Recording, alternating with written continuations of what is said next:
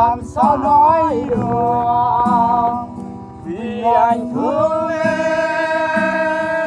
như sương hạt mưa non dài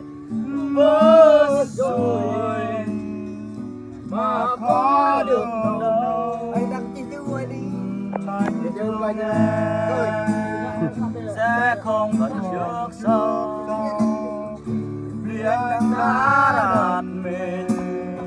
ở hướng vô cùng vì anh thương em như thương cây bàng non cây như ai làm sao nói được vì anh thương em như thương hạt mưa non dài vỡ rồi mà có được đâu. Anh thương em sẽ không còn trước sau vì anh đã đặt mình ở hướng vô cùng vì anh thương em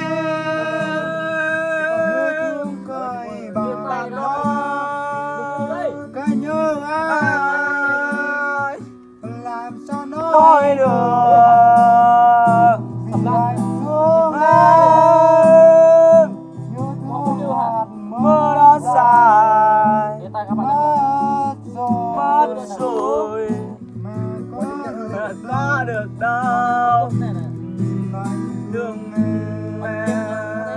sẽ không còn trước sau vì anh đã đặt mình ở hướng vùng vội. Anh thương em